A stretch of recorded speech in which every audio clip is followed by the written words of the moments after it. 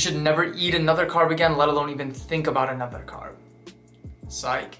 I love carbs, and I'm gonna show you exactly why. Welcome back, Better Self community, to another video. You guys have been amazing. I wanna thank you. I'm obviously back from California. I posted a video the other day, and I'm gonna continue to post back on a regular schedule. So today we're talking about carbs. Are they misunderstood? Are they good? Are they bad? And we're gonna get into the meat of it right now. So the biggest thing with carbs, the biggest misconception is that people think that there is one source of carb, that all carbs are the same, and that all carbs are bad for you. So people will get on keto plans, they'll get on carnivore plans, and it really doesn't matter what you're eating in regards to that. There is a calories in versus calories out, but when it comes to carbs, there are simple carbs and there are complex carbs. So simple carbs are things like white flours, white pastas, things like fruit. Then on the other hand, you have complex carbs like sweet potatoes, brown rice, quinoa that take a little bit more to break down and sometimes have more nutrients and minerals in them, aside from the fruit that can be simple sugars. The biggest thing with carbs is that your brain's preferred energy source is glucose. So glucose is super important for your brain. It's gonna give you the energy needed. And I know some people will feel like they don't feel good after carbs, like they have a carb crash or a sugar crash.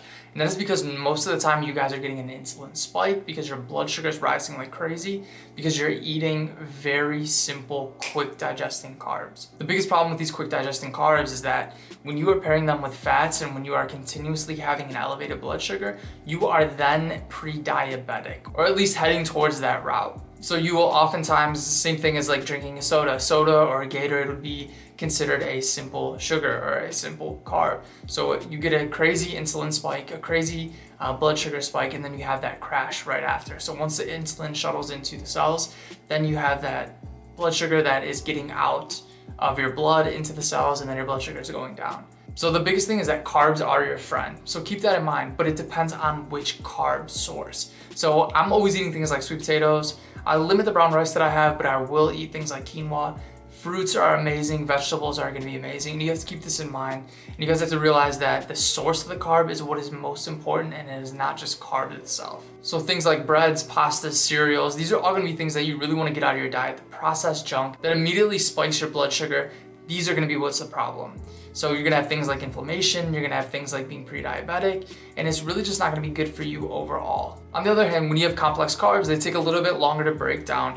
So they're really, really good for like pre-workouts. And then obviously, after you're working out and your glycogen has been kind of spent, you can have things like, I don't love Gatorade, but you can have simple sugars like a Gatorade. I remember Jay Cutler used to always talk like, have a Gatorade after. It'll replenish the glycogen that is in your muscles, but I just opt for fruit or maybe some electrolytes, and you really go that route and you feel so much better in the long run. Your muscles are more full, they're able to recover, and you're able to replace and replenish that glycogen that's in your muscles that has been burned up. Because remember that when you guys are in the gym, you're not building muscle, you're breaking apart micro tears into your muscle. You're breaking down so that you can repair and rebuild stronger. So it doesn't really matter at the end of the day what food source it is, whether it be protein, fat, carbohydrate. Calories in versus calories out, you can still overeat or still undereat no matter what.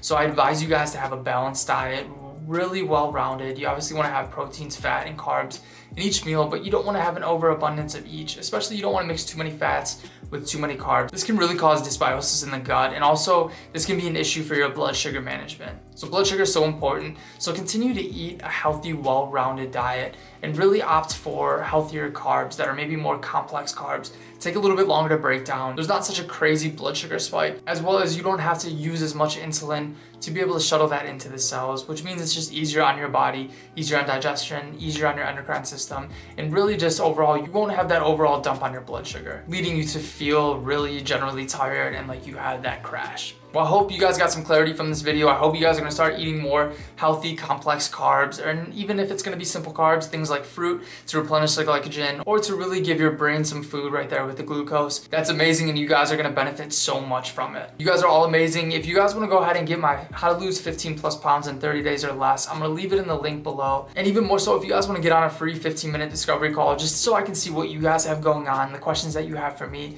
and see if we're able to formulate a game plan moving forward for you. You guys are all amazing. I love y'all. I'll see you in the next video.